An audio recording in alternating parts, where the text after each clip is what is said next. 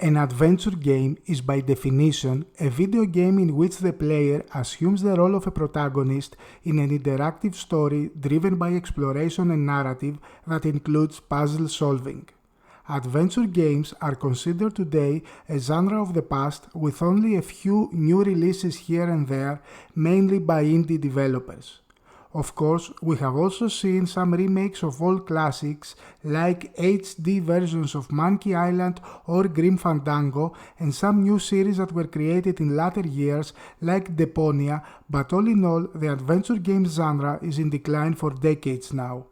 However, if we go back during the 80s up until the mid-90s, this type of video games was dominating the market, especially in the personal computer gaming scene.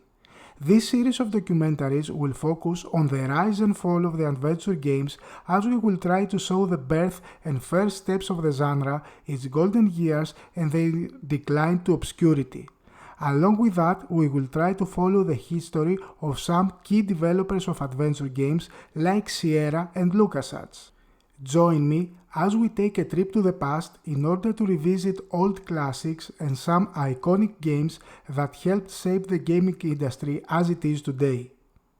We will begin with the early years of adventure games, how they were conceived and evolved to become a standard for the industry. We need to also specify that we are going to focus in the Western Hemisphere. I'm saying that because along with the evolution of the adventure games in the Western markets, a similar genre was created in Japan. I'm talking about visual novels, a type of game that should not be mixed with our topic since they focus more on the narrative and less on puzzle solving.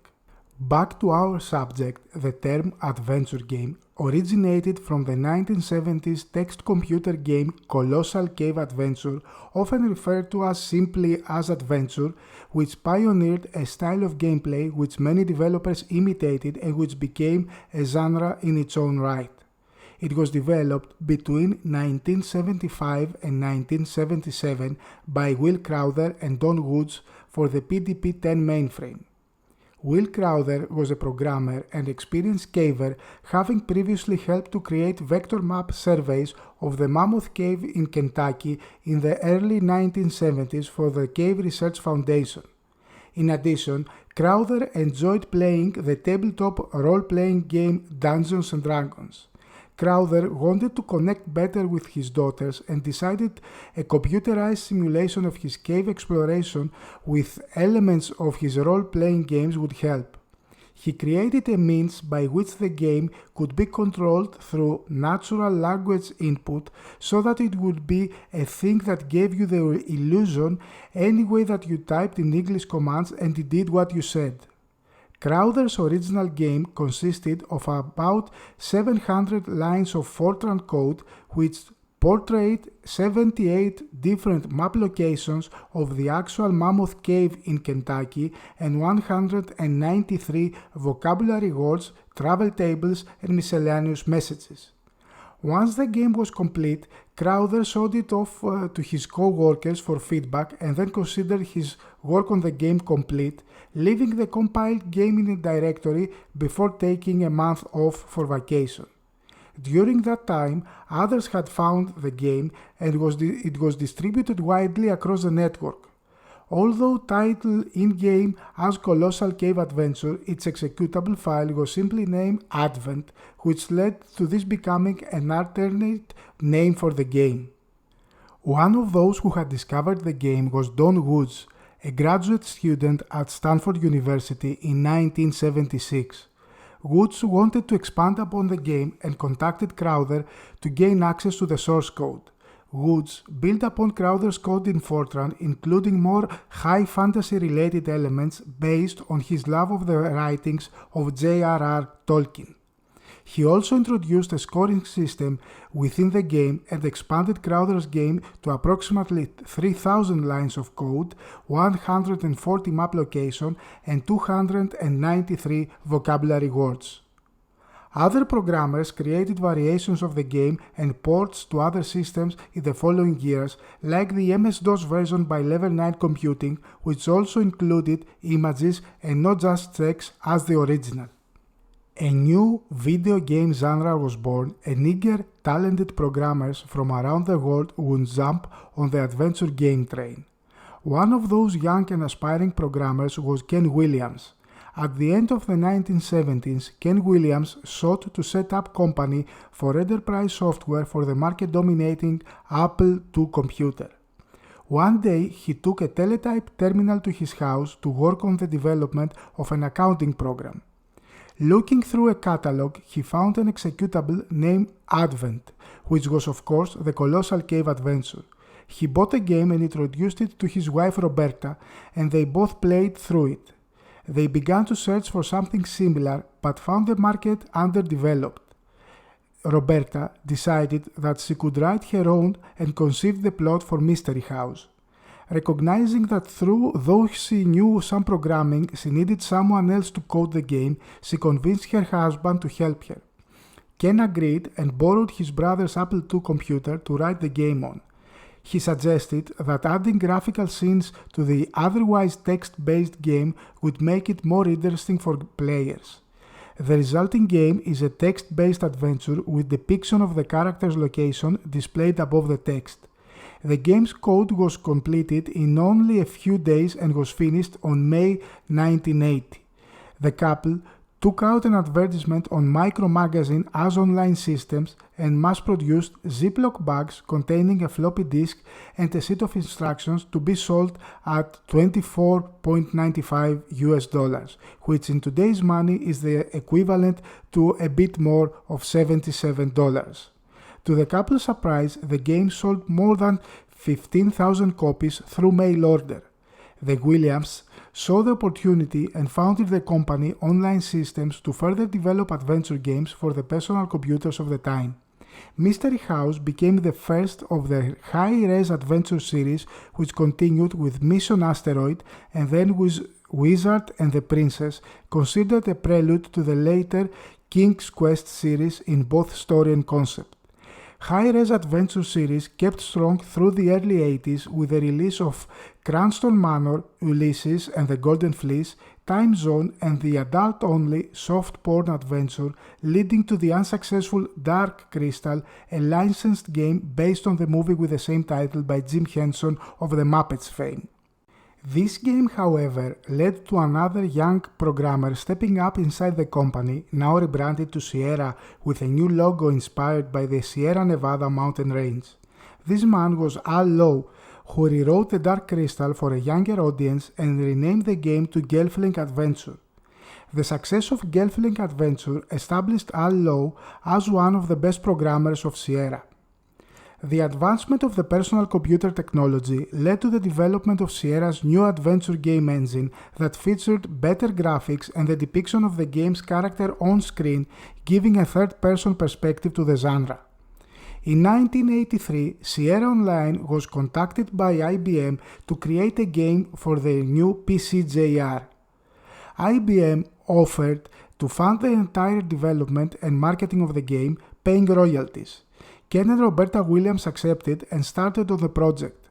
Roberta created a story featuring classic fairy tale elements. Her game concept includes animated color graphics, a pseudo 3D perspective where the main character is visible on the screen, a more competent text parser that understands advanced commands from the player, and music playing in the background through the PCJR sound hardware. In the mid-1984, King's Quest, Quest for the Crown, was released to much acclaim, beginning the King's Quest series.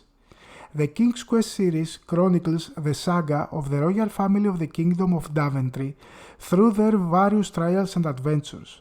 The story takes place over 2 generations and across many lands as the heroes and heroines fight villains such as evil witches and wizards. Following the success of its first installments, the series was primarily responsible for building the reputation of Sierra. Unfortunately, the PCJR struggled in the market, threatening the whole Sierra project as IBM decided to cut the funding of future games. Thankfully, other personal computers dominated the industry, such as the Apple II and the highly successful Tandy 1000. Sierra decided to port their King's Quest games to those systems, further establishing their position as market leaders. The sequels of the first King's Quest game were huge commercial successes, leading to the creation of more Sierra franchises. Al Lowe was asked by Ken Williams to write a modern version of the soft porn adventure, and the Leisure Suit Larry series was born with the release of Leisure Suit Larry in the Land of the Lounge Lizards, a huge hit of the time that led to a lot of sequels and remakes. The Black Cauldron is another adventure game designed by Al Lowe of Sierra Online and released in 1986. The game is based on the Disney film The Black Cauldron, which was itself based on the Chronicles of Prydian novel of the same name by Lloyd Alexander. It was made shortly after the first King's Quest game, so it resembles that adventure in many ways. Along with The Dark Crystal, it remains one of the only few adventure games by Sierra to be based on films. While working to finish The Black Cauldron, programmers Mark Crow and Scott Murphy began to plan for an adventure game of their own. After a simple demonstration to Ken Williams, he allowed them to start working on the full game, which was named Space Quest: The Sarian Encounter. The game was released in October of 1986 as an instant success, spawning many sequels in the Space Quest series in the following years. The games parodied both science fiction properties such as Star Wars and Star Trek. The theme song itself is a parody of the Star Wars theme, as well as pop culture phenomena. The series featured a silly sense of humor, heavily reliant on puns and wacky storylines. Roger Wilco, a perpetual loser, is often depicted as the underdog who repeatedly saves the universe, often by accident, only to be either ignored or punished for violating minor regulations in the process. In the meantime, Ken Williams befriended a retired highway patrol officer named Jim Walsh and asked him to produce an adventure series based on a police theme. Walsh proceeded to create Police Quest: In Pursuit of the Death Angel, which was released in 1987. Several sequels followed, and the series was touted for adherence to police protocol, relevant parts of which were explained in the game's manuals, and presenting some real-life situations encountered by Walsh during his career as an officer. The lack of traditional puzzles made the game stand out at the time of its release, although it also resulted in some criticism of the dry police work. Unlike many games of this genre, the style of play depends largely on a strict adherence to standard police rules and procedures. Failure to abide to proper procedure typically leads to the player being penalized on points or having his character killed.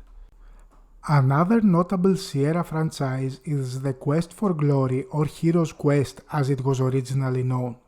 Quest for Glory is a series of hybrid adventure role-playing video games which were designed by Corey and Laurie Ann Cole. The series combines humor, puzzle elements, themes and characters borrowed from various legends, puns, and memorable characters, creating a 5-part series in the Sierra stable. The series was originally titled Hero's Quest. However, Sierra failed to trademark the name. The Milton Bradley Company successfully trademarked an electronic version of their unrelated Joint Games Workshop board game called Hero Quest, which forced Sierra to change the series title to Quest for Glory.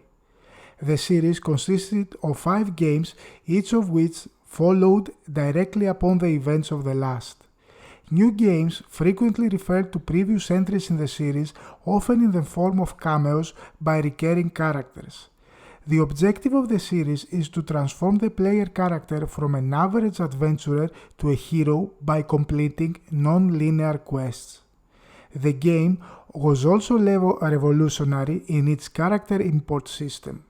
This allowed players to import their individual character, including the skills and wealth they had acquired, from one game to the next.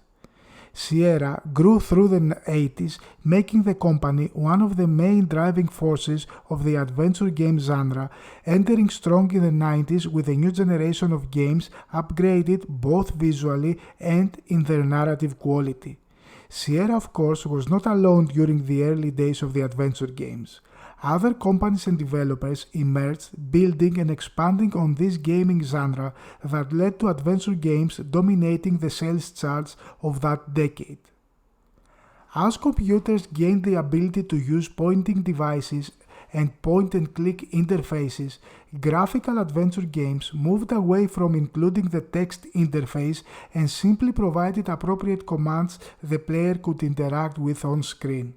The first known game with such an interface was Enchanted Scepters of 1984 from Silicon Beach Software, which used drop-down menus for the player to select actions from while using a text window to describe the results of those actions.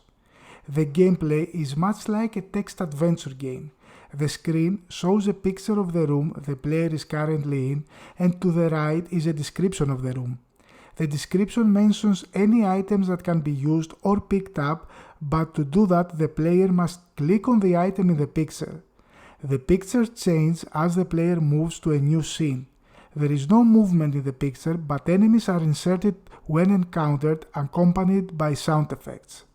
The player can then choose from the drop-down menu whether to flee, in which way, north, south, east or west, and occasionally up or down, or to fight and with which weapon. Enchanted Scepters was created with a world builder adventure authoring system which was later released to consumers in 1986. Similar to Enchanted Scepters, another adventure game of the early 80s focused on a more point-and-click interface. Deja Vu was released in 1985 for Macintosh and later ported to several other systems including the Amiga. Initially, the game featured black and white graphics and later releases introduced color. This game and its sequel Deja Vu 2 Lost in Las Vegas require significant lateral thinking.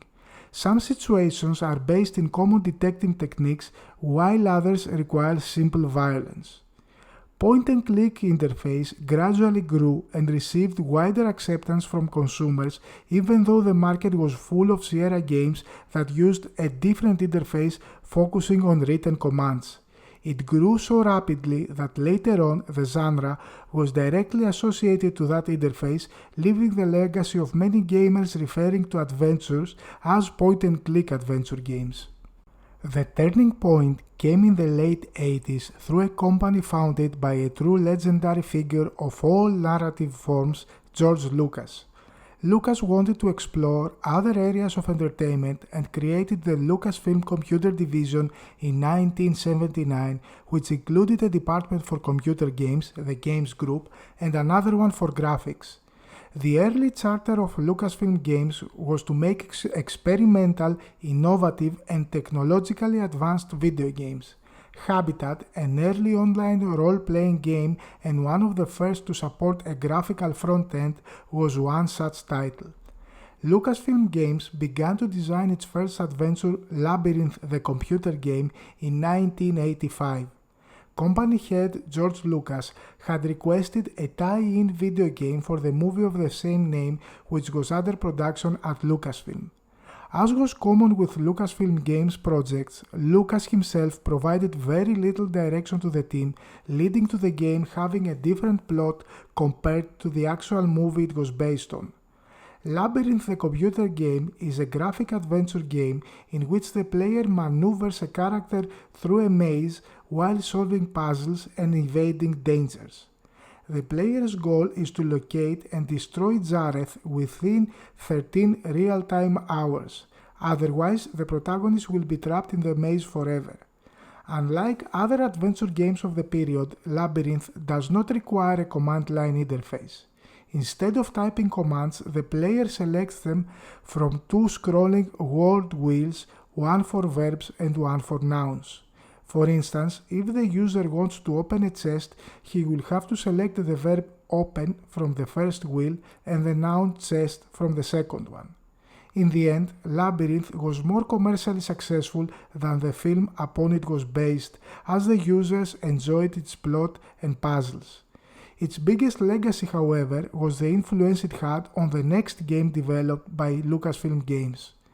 Maniac Mansion was a 1987 graphic adventure video game developed and published by Lucasfilm Games.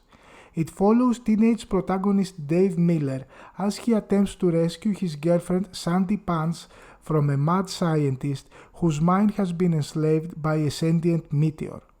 Gameplay is non-linear and the game must be completed in different ways based on the player's choice of characters. The game was conceived in 1985 by Ron Gilbert and Gary Winnick, who sought to tell a comedic story based on horror films and B-movie clichés. They mapped out the project as a paper and pencil game before coding commenced. While earlier adventure titles had relied on command lines, Gilbert disliked such systems and he developed Maniac Mansion's simpler point-and-click interface as a replacement.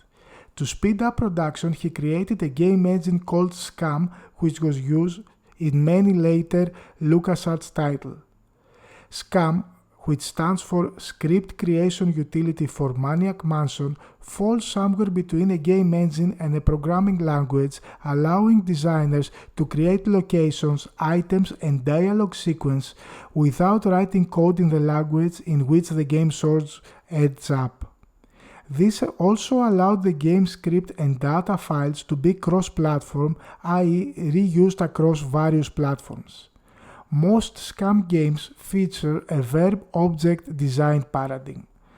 The player-controlled character has an inventory and the game world is littered with objects with which the player can interact using a variety of verbs. Puzzles generally involve using the right verb action with the appropriate object. Talk To commonly produces dialogue sequences in which the player selects from the list of predefined questions or comments and the character they are talking to replies with a predefined response. Maniac Mansion was critically acclaimed. Reviewers lauded its graphics, cutscenes, animation, and humor. Writer Orson Scott Card praised it as a step toward computer games becoming a valid storytelling art. It influenced numerous graphic adventure titles and its point-and-click interface became a standard feature in the genre. The game's success solidified Lucasfilm as a serious rival to the adventure game studios such as Sierra. The success of Maniac Mansion led to the creation of other famous Lucasfilm Games franchises. Zack McCracken and the Alien Mindbenders, the second game to use the SCAM engine after Maniac Mansion, was released in 1988 for the Commodore 64 and then ported to other systems. The project was led by David Fox with Matthew Allan Kane as the co-designer and co-programmer. The game was originally meant to be more serious, resembling the Indiana Jones series, but Ron Gilbert persuaded David Fox to increase the humorous aspects of the game. The game was consequently heavily inspired by many popular theories about aliens, ancient astronauts, and mysterious civilizations. The many places visited in the game are common hotspots for these ideas, such as the pyramids of Egypt and Mexico, Lima, Stonehenge, and the Bermuda Triangle, and the face of Mars. The game received high scores in general press and was a bigger success in Europe compared to the United States. Indiana Jones and the Last Crusade, the graphic adventure released in 1989 to coincide with the release of the film of the same title, was the third game to use the SCAM engine. It expanded on LucasArts' traditional adventure game structure by including a flexible point system, the IQ score, or Indie Quotient, and by allowing the game to be completed in several different ways. The point system was similar to that of Sierra's adventure games, however, when the game was restarted or restored, the total IQ of the previous game was retained. The only way to reach the maximum IQ of 800 was by finding alternative solutions to puzzles, such as fighting a guard instead of avoiding him. This was also an answer to the criticism that the whole adventure game genre received due to the lack of replayability. Last Crusade was also the first Lucasfilm game to include the verbs look and talk. In several situations, the latter would begin a primitive dialogue system in which the player could choose one of several lines to say. This system was later expanded in the release of the first Monkey Island. Loom, released in 1990, was the fourth game to use the SCUMM adventure game engine and the first of those to avoid the verb-object interface introduced in Maniac Mansion. The project was led by Brian Moriarty, a former Infocom employee and author of classic adventure games like The Wishbringer, Trinity, and Beyond Zork. A departure from other Lucasfilm adventure games in many senses, Loom is based on a serious and complex fantasy story. With its experimental interface, it deviated from the traditional adventure games norm, where puzzles usually involve interactions between the game character, the environment, and items the character has in their possession. Loom's gameplay centers instead around magical 4-note tunes known as drafts that the protagonist can play on his distaff. Each draft is a spell that has an effect of a certain type, such as opening or blitz. The drafts can also be played backwards, resulting in the opposite action, such as the draft of open when played backwards led to close. The main character can learn drafts by observing an object that possesses the quality of the desired draft. For example, by examining a blade while it is being sharpened, he can learn the sharpening draft. When the game begins, your character is only able to play drafts using the notes C, D, and E, limiting his ability to reproduce more powerful drafts. As the game progresses and additional notes become available, so his ability to play new drafts increases. The game can be played at 3 difficulty levels, each differing in how clearly the notes being played are labeled. The in-game music consists of excerpts from the Swan Lake Ballet by Tchaikovsky arranged for MIDI. The original package offered an audio tape with a 30-minute audio drama that explained the nature and history of the world of Loom and the circumstances that led to the birth of the main character. Loom was a critical success but failed to sell in sufficient numbers to warrant sequels, mainly due to its unique gameplay design that did not appeal to a larger audience. The next Lucasfilm game, however, was one of the best adventure games ever and a member of the Video Games Hall of Fame. Ron Gilbert returned in 1990 and along with Tim Schafer and Dave Grossman created The Secret of Monkey Island, a point-and-click graphic adventure game that takes place in the fictional version of the Caribbean during the age of piracy. The player assumes the role of Guybrush Threepwood, a young man who dreams of becoming a pirate and explores fictional islands while solving puzzles. More specifically, The Secret of Monkey Island is a 2D adventure game played from a third-person perspective. Via a point-and-click interface, the player guides protagonist Guybrush Threepwood through the game's worlds and interacts with the environment by selecting from 12 verb commands. While conversing with other characters, the player may choose between topics for discussion that are listed in a dialogue tree. The game is one of the first to incorporate such a system.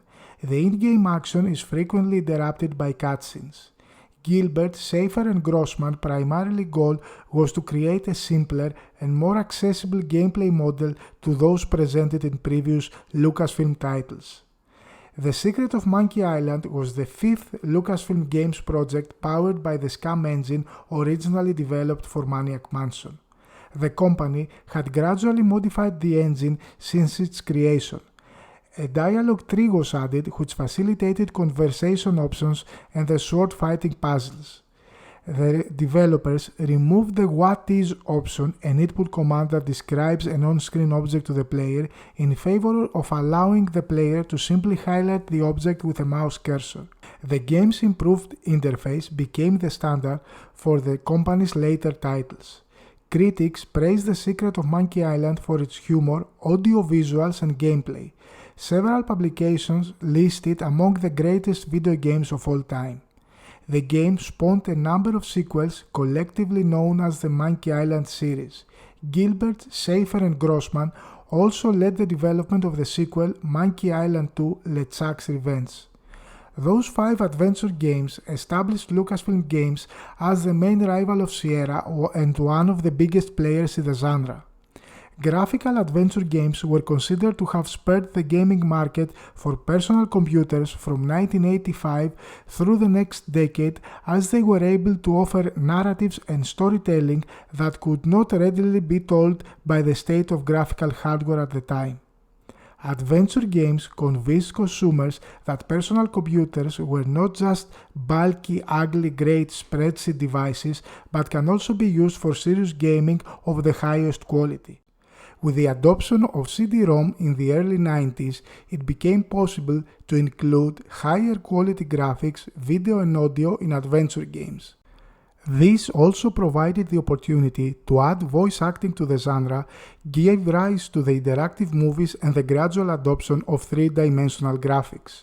Throughout this period of the early 90s, the main players in the adventure game genre kept strong, releasing titles that are considered today masterpieces of the industry and further contributing to the concept that the 90s were the heyday of the genre, both on the quality of the games produced and the technology utilized to enhance their graphics, sound, and narrative. Sierra, being one of the leaders in the adventure games market, built upon their highly successful franchises, most of which were introduced in the previous decade, but also developed various new IPs, further strengthening their position. King's Quest is one of the main franchises that helped Sierra grow. It is widely considered a classic series from the golden era of adventure games. Roberta Williams, co-founder and former co-owner of Sierra, designed all the King's Quest games until the series reboot in 2015. In the years that followed the release of the first title, there were several sequels, making it one of the most critically and commercially successful series of Sierra. King's Quest ended strong in the 90s with the release of King's Quest V, Absence Makes the Heart Go Yonder in 1990. It featured a significant improvement in graphics achieved through the introduction of VGA into the series. It was also the first King's Quest installment to replace the typing user interface with a point-and-click interface. Though still largely standalone, King's Quest V is one of the few where the elements of the plot itself are directly connected to events or individuals in both previous or future games. The location the game is set in, Serenia, was first visited in the earlier game Wizard and the Princess. King's Quest V had a floppy disk version and a CD-ROM one released in 1992, which added voice acting. There are also many script differences between the floppy and the CD-ROM versions. Many of the narrative descriptions were modified and lines were added to characters that did not have speaking roles. There were also ports to other personal computers of the time, like the Atari ST, and even a Nintendo Entertainment System port that was developed by Konami and not by Sierra. In order to make the Nintendo Entertainment System adaptation more family-friendly and release it to stores everywhere, Nintendo of America had to follow its video game content guidelines, requiring it to tone down violence, nudity, language, and religious themes in the games it released. King's Quest V sold over 500,000 copies and won several awards. King's Quest VI, Here Today, Gone Tomorrow, is a point-and-click adventure game first released in 1992 as the sixth installment in the King's Quest series. Written by Roberta Williams and Jane Jensen, King's Quest VI is widely considered as the high point in the series for its landmark 3D graphics introduction movie and professional voice acting. It was also the last King's Quest game to be released on floppy disk. A CD-ROM version of the game was released in 1993, including more character voices, a slightly different opening movie, and more detailed artwork and animation. The player is given an icon-based toolbar at the top of the screen of selectable functions: walk, look, action, and talk respectively. It also includes the item inventory and the game options menu. Solving the puzzles in the game usually requires traveling between the islands that make up the game world, which is accomplished by means of a magic map. Although a magic map has been used in earlier games of the series such as King's Quest III, its implementation in King's Quest VI was different from earlier games in that it was only used for travel between islands, which could not be reached using the walking interface. A significant aspect of the story and gameplay is the option for the player to receive different endings based on choices made during the course of the game. Halfway through the game, the player has the option to pursue either the short path or the long path with more puzzles and a more satisfying ending. Almost half of the game's quests are optional, many have multiple solutions, and the open world design allows players to choose the order. King's Quest VII The Princeless Bride is a graphic adventure game developed and published by Sierra Online for the MS-DOS, Microsoft Windows and Macintosh computers in 1994. It features high-resolution graphics in a style reminiscent of Disney animated films and is the only King's Quest game with multiple protagonists. King's Quest VII is different from the previous King's Quest games in terms of structure. The action is separated in 6 chapters, each set primarily in a different region of the realm of Eldritch. The player alternates between 2 heroines, Valanice and Rosella, with each chapter. The 2 heroines travel through some of the same places during the course of the game, finally meeting up again in the end. Aside from the multi-chapter layout, the most significant change in game structure is the simplification of user interface by the use of a smart pointer. When playing the game, the pointer lights up when passed over an object that can be used. Players can get or use objects and talk to characters by directly clicking on them, whereas previous games required the player to select an action icon and then click on the environment. The game offers 2 separate endings, the good and the bad one. One of the game's highlights is its graphics. King's Quest VII has very elaborate and colorful graphics compared to other games of the time, with painted backgrounds and animation techniques. The game makes use of the Super VGA graphics, which were new at the time. The developers aimed for the effect of traditional animation works by Walt Disney Pictures, and as such, the full game contains more than 5 times the animation of any other Sierra game of the time. King's Quest VII sold more than 300,000 units in the United States alone. Space Quest, another notable franchise from the early days of Sierra, was also a driving force for the company during the 90s.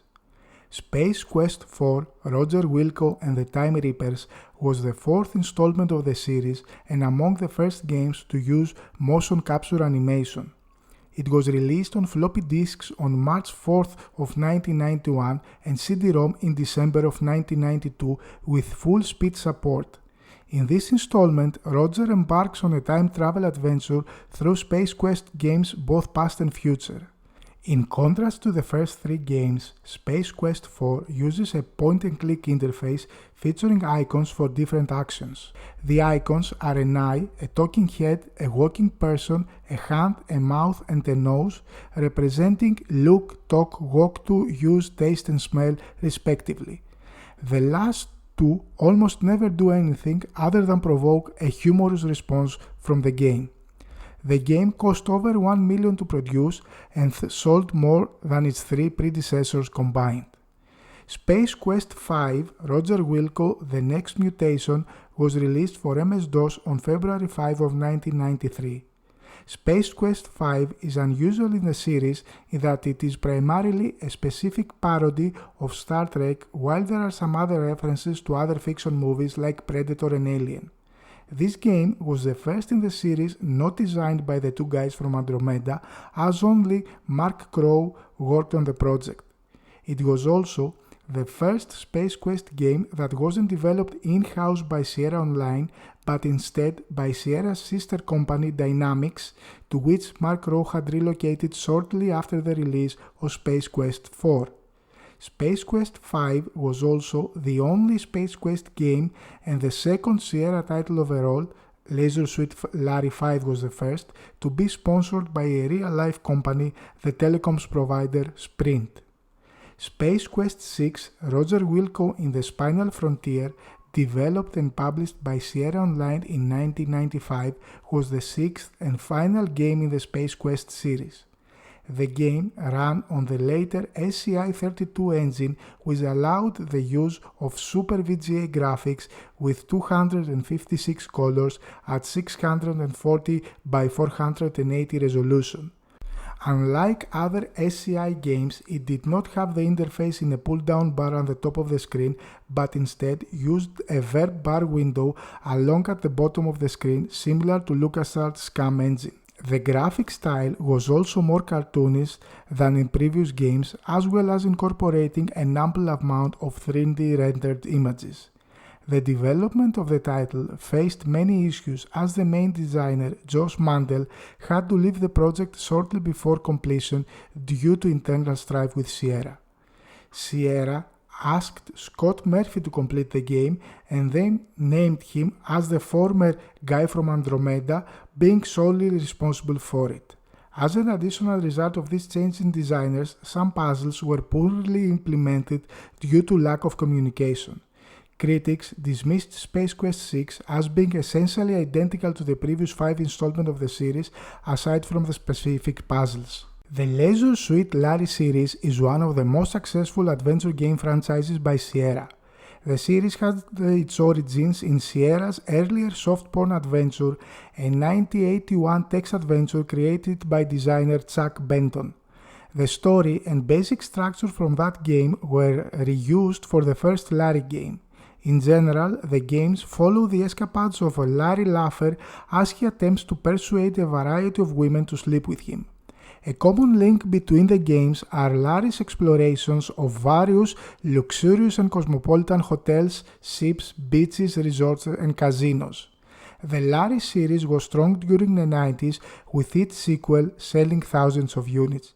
Leisure Suit Larry 5, Passionate Patty Does a Little Undercover Work, released in 1991, is the fourth entry in the Leisure Suit Larry series and the first Larry title to have 256 color graphics and a fully icon-based interface. Being an indirect sequel to Leisure Suit Larry 3, its title is misleading as there is no Leisure Suit Larry 4. Allo has offered several reasons for the numbering discrepancy in the Leisure Suit Larry games, ranging from a scrapped sequel to an internal office prank. In truth, a multiplayer Leisure Suit Larry game was apparently in the works, designed to be played over Sierra online service. The project was cancelled due to the hardware difficulties, inspiring Lowe to skip the 4 title entirely.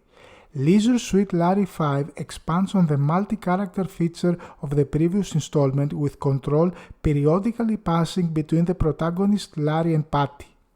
A difference in the interface is that it includes the zipper icons, enabling the character to perform an erotic action. The overall difficulty is greatly reduced in comparison with past games. Neither character can become trapped or die, and losing the game is impossible.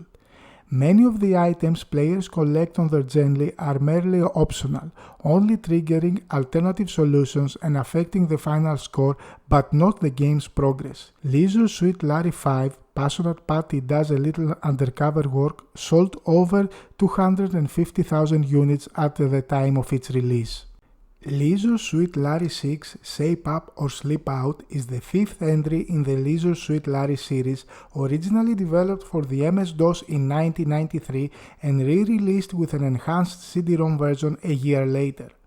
It includes revamped graphics in Super VGA resolution and voice acting, a first for the series. Both versions use an icon interface similar to other Sierra games of the time, but unlike most Sierra games, the icon bar is visible at all times. The plot continues the exploits of series protagonist Larry Laffer, who has won a free trip to a luxurious health spa populated by women. Due to his status as a non-paying guest, he is treated rudely by the staff and given the worst room on the premises. As such, none of the available women in the resort want anything to do with Larry, though it is possible to change their minds with the appropriate gifts. Critics commented that it was a very clever game that will easily offend the Puritan-minded, just as it might offend the experienced gamer looking for a serious puzzle challenge. Its sales were similar to those of the previous installment. Leisure Suit Larry Love for Sale, released in 1996, was the last Leisure Suit Larry game written by series creator Al Law and the last to feature the original protagonist Larry Laffer as the main character. Despite being known as Leisure Suit Larry 7 during its development, Love for Sale was actually the sixth installment in the Leisure Suit Larry series due to the intentional non-existence of the fourth game. Love for Sale included much raunchier content compared to previous installments in the form of Easter eggs. This was the first Leisure Suit Larry game to receive an ESRB rating mature upon its release. It also featured more fleshed out, cartoon-style graphics than its predecessor, as well as full voice acting. The game also shipped with a CyberSniff 2000 card, a sheet of numbered, scratched and sniff paper corresponding to a number displayed on the screen at a certain location so that the player can get a sense of what the area the player character is in smells like. According to creator Al Law, the development team were initially planning to make the game with live-action full-motion video, but find out that this would lead to the game being obscene and less fun when compared to cartoon graphics. Sales of Love for Sale surpassed 280,000 units at the time of its release. Quest for Glory series, the hybrid adventure RPG franchise, was another driving force for Sierra during the 90s. The series consisted of 5 games, each of which followed directly upon the events of the last. The gameplay standards established in earlier Sierra adventure games are enhanced by the player's ability to choose the character's career path from among the 3 traditional role-playing game backgrounds: fighter, wizard, and thief. Further variation is added by the ability to customize the hero's abilities, including the option of selecting skills normally reserved for another class, leading to unique combinations often referred to as hybrid characters. Quest for Glory 2 Trial by Fire, that came out in 1990, is the second video game in Sierra Online's Quest for Glory series and the sequel to Hero's Quest: So You Want to Be a Hero. The game follows the path of its predecessor, although there are distinctions in gameplay. Most of the game takes place on a restricted time frame and the entire plot is concluded in 30 days. Many of the puzzles in the game do not appear or cannot be solved until certain days. The game is also difficult to navigate as it has an odd perspective and mapping system. The game features a real-time combat system and the interface is a text parser which requires the player to input commands from a set list to have the character perform actions. According to Corey Cole, a developer and producer for the game, Quest for Glory 2 Trial by Fire was the last EGA game to be created by Sierra Online and followed development processes intended for the graphically superior VGA games which followed, which made the development challenging. Although the game is generally well liked, its time management aspect had a mixed reception. Quest for Glory 3 Wages of War, released in 1992, is the third entry in the Quest for Glory video game series and the sequel to Quest for Glory 2 Trial by Fire. Just like the previous installments, the game offers 3 standard character classes: Warrior, Magic User, and Thief. However, a hidden class can be opened, the Paladin. In the finale of the previous game, a character who has proved honorable enough is named Paladin by Rakis and can be imported to Quest for Glory 3 as such. However, any saved character of any other class can also be imported as a Paladin, preserving all of his skills acquired in the previous games. The game was created in Sierra's SC1, the Sierra Creative Interpreter version 1 engine. Wages of War marked the first game in the series to use the VGA graphics engine, which would be used in the next games. Instead of a text parser interface to control the hero, the use of the mouse to point and click was the main input device. Due to a programming oversight, it is impossible to achieve a perfect score in Quest for Glory 3. Also, due to an unforeseen glitch early in the game, it is possible to make the game unwinnable if the player misses a key event, leading to the necessity of restarting the game. The changes introduced in this installment of the video game series were met with mixed reactions by fans, particularly with the aspect to the point-and-click interface which replaced the text parser that the earlier games in the series had used. Quest for Glory Shadows of Darkness of 1993 is the fourth installment of the Quest for Glory computer game series by Sierra Online. It was the first and only game of the series to drop the numerals from the title.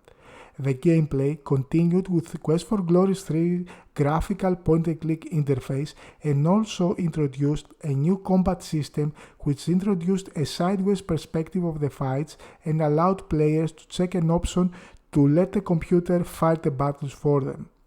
Quest for Glory 4 features darker themes while maintaining the humor of previous games. Development for the title ran late, which forced Sierra to ship the game with inadequate testing. The first version of the game, which appears on floppy disks, is almost unplayable. However, the following year's re-release of the game on CD was much improved. This game was among the first published games shipped with known software bugs that the publisher planned to later rectify by providing a patch. Shadows of Darkness was developed with Super VGA graphics, while the CD-ROM version of Quest for Glory 4 is the first game in the series to feature voice acting. In the meantime, creativity in Sierra was at its peak.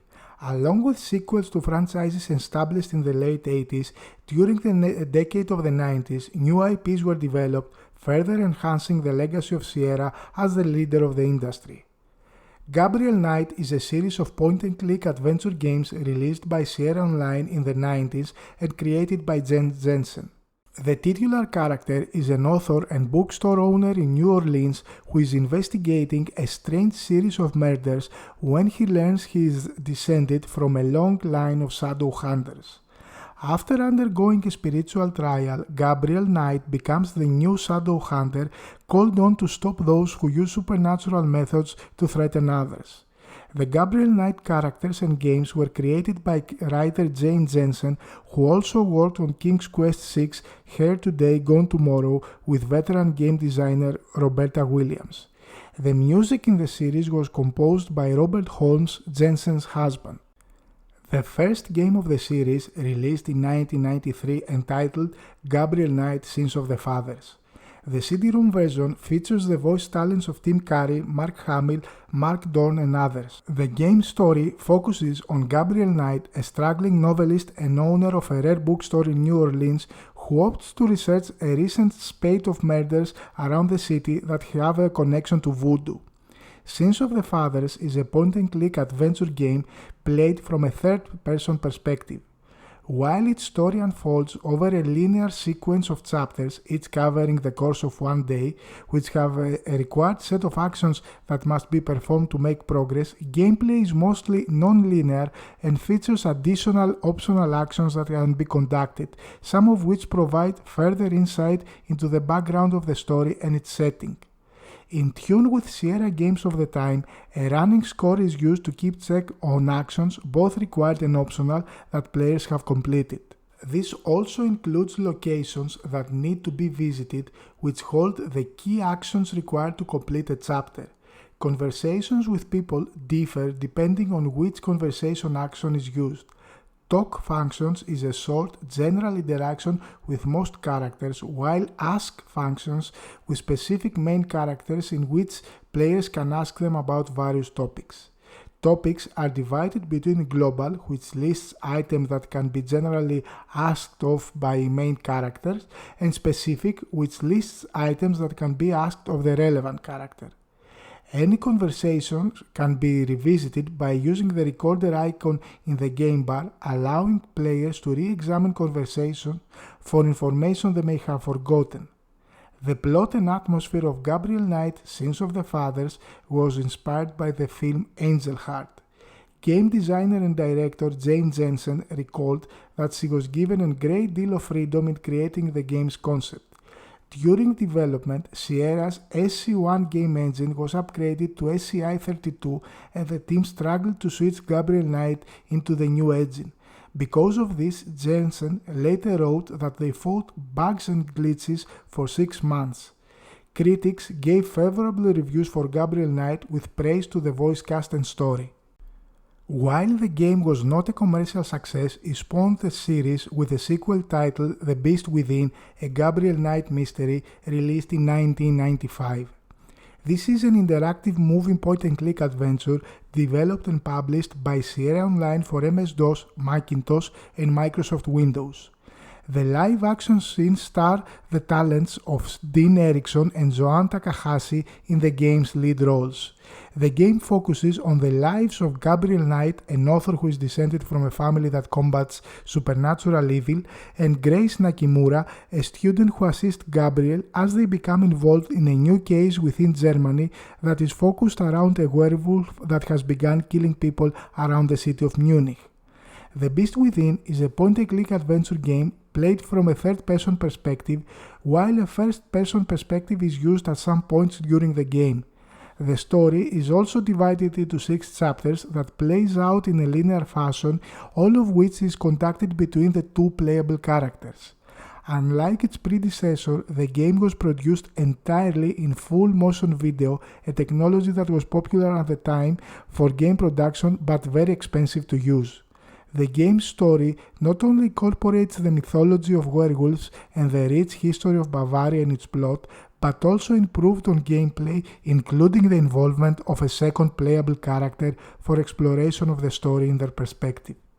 Production on the game, including recasting the roles of the main characters due to the actors that voiced them in the previous title being unsuitable to portray them, and using computer-generating scenery for the location in the game, with filming minimized to 2 takes and voiceover recording constrained to a single day due to the production budget. The Beast Within has a much more involved plot than its predecessor, Sins of the Fathers. Jane Jensen said that this was because of the full motion video graphics limiting the interactivity we could do. The Beast Within garnered critical praise for its storytelling and characterization and has made appearances in numerous best lists but was not a commercial success. Other notable Sierra IPs of the 90s include the Phantasmagoria series and the Laura Bow games.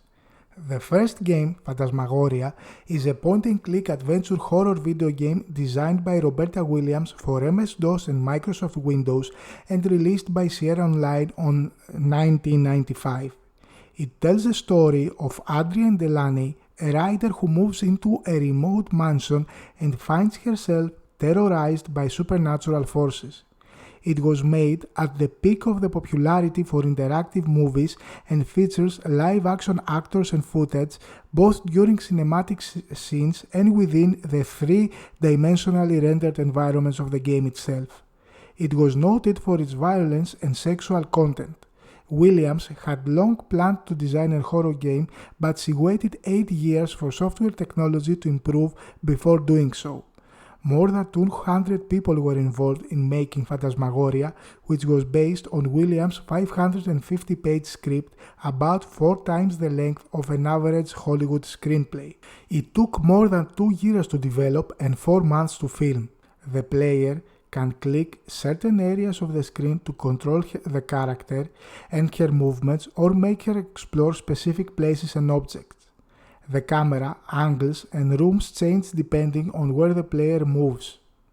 The game includes only 4 mouse commands: look, which changes to talk to when selecting a person, pick up item, use item, and walk.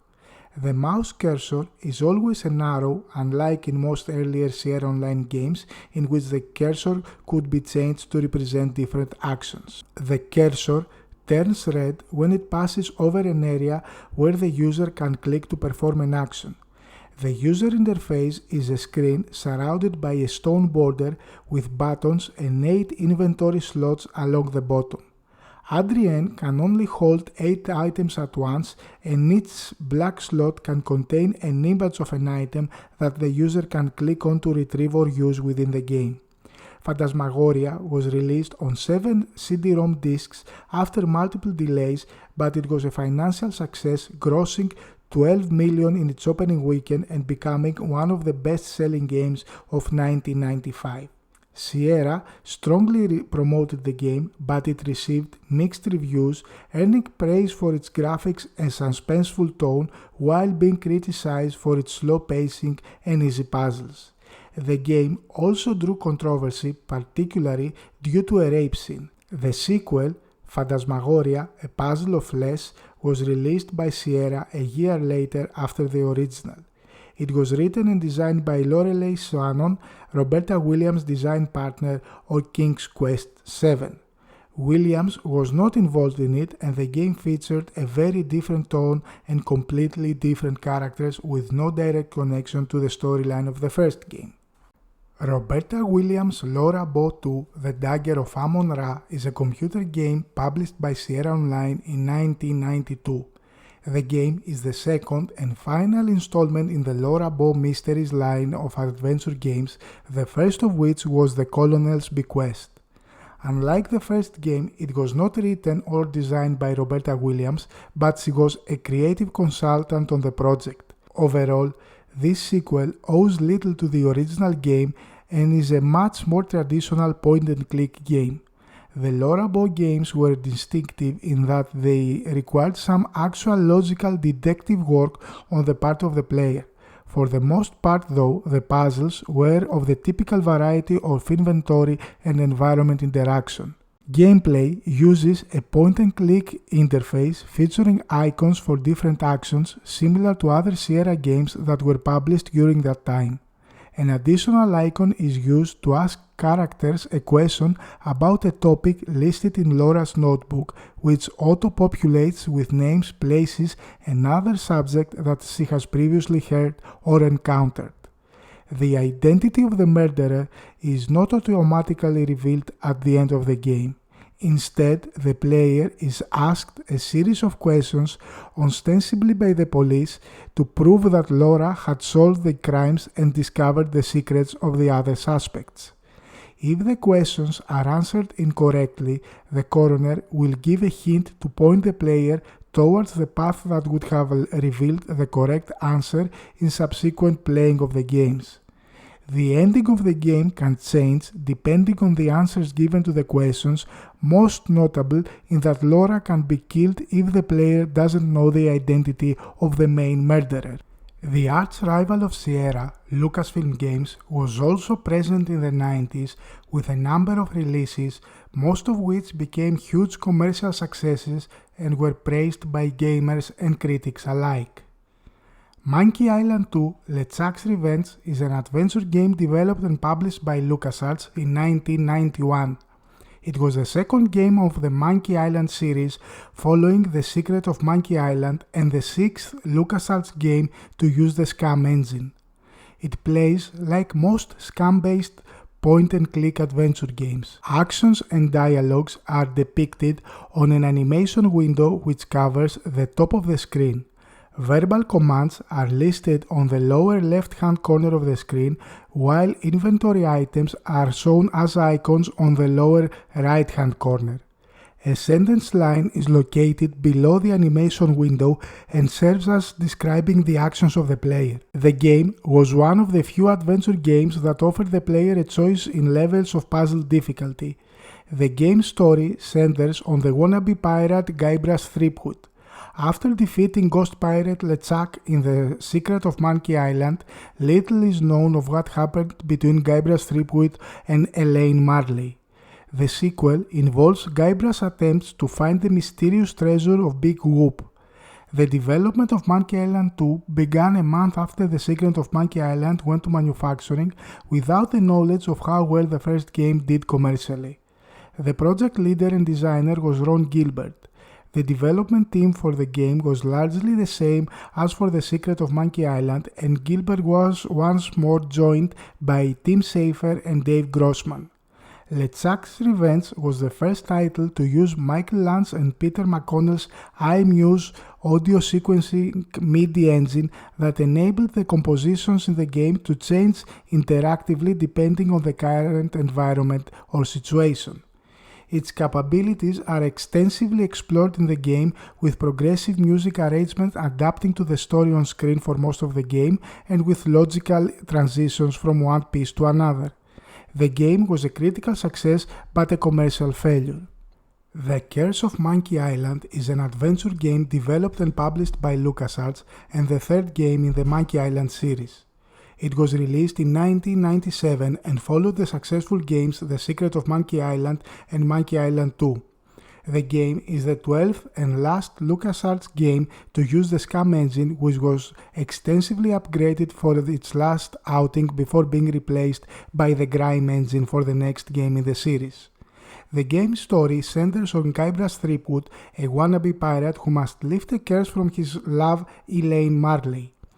As the story progresses, he must deal with a band of mysterious pirates, a rival stereotypical French buccaneer, a band of cutthroat smugglers, as well as his old nemesis Captain LeChuck. The Curse of Monkey Island is the first Monkey Island game to include voice acting and has a more cartoonish graphic style than the earlier games. The Curse of Monkey Island is a point-and-click adventure game. The SCUM engine was also used in this Monkey Island installment, but it was upgraded to a verb coin, model after Full Throttle, an interface that consisted in a coin-shaped menu with three icons, a hand, a skull, and a parrot, basically representing actions related to hand, eyes, and mouth respectively. These icons implied the actions Guybrush would perform with an object. The hand icon would usually mean actions such as picking something up, operating a mechanism, or hitting someone. The skull icon was mostly used for examining or looking at objects, and the parrot icon was used to issue Guybrush commands such as talking to someone or opening a bottle with his teeth. The inventory and actions were thus visible on click rather than on the bottom of the screen as previous point-and-click games by LucasArts. The Curse of Monkey Island won awards and positive reviews and has reported sale in excess of 500,000 units. Indiana Jones and the Fate of Atlantis is a point-and-click adventure game by LucasArts originally released in 1992. The seventh game to use the script language SCUM, Fate of Atlantis has the player explore environments and interact with objects and characters by using commands constructed with predetermined verbs. It features 3 unique paths to select, influencing story development, gameplay, and puzzles. The game used an updated SCUM engine and required a 286-based PC. Early on, the player is given the choice between 3 different game modes, each with unique cutscenes, puzzles to solve, and locations to visit: the team path, the witch path, and the feasts path. In the team path, protagonist Indiana Jones is joined by his partner Sophia Hapgood, who will provide support throughout the game. The witch path features an abundance of complex puzzles, while the feasts path focuses heavily on action sequences and feast fighting, the latter of which is completely optional in the other 2 modes. Contrary to other LucasArts titles, it is possible for the player character to die at certain points in the game, though dangerous situations appear constantly. A score system, the Indy Quotient points, keeps track of the puzzles solved, the obstacles overcome, and the important objects found. The addition of 3 different paths added about 6 more months of development time, mainly because of the extra dialogue that had to be implemented for the interaction between Indiana and Sophia. Altogether, the game took around 2 years to finish, starting in early 1990 and lasting up to the floppy disk release in 1992. Fate of Atlantis was praised by critics and received several awards for Best Adventure Game of the Year. It became a million-unit seller and it is widely regarded as a classic of its genre today. Day of the Tentacle, also known as Maniac Mansion 2, is a 1993 graphic adventure game developed and published by LucasArts. It is the sequel to the 1987 game Maniac Mansion and the 8th to use the SCUM engine. The plot follows Bernard Bernoulli and his friends Hoggy and Laverne as they attempt to stop the evil Purple Tentacle, a sentient disembodied tentacle, from taking over the world.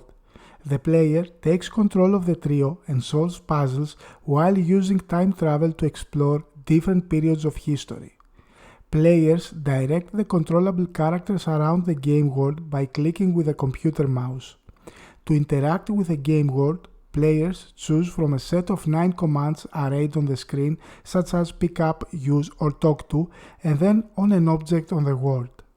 This is the last SCUMM engine to use the original interface of having the bottom of the screen being taken up by a verb selection and inventory.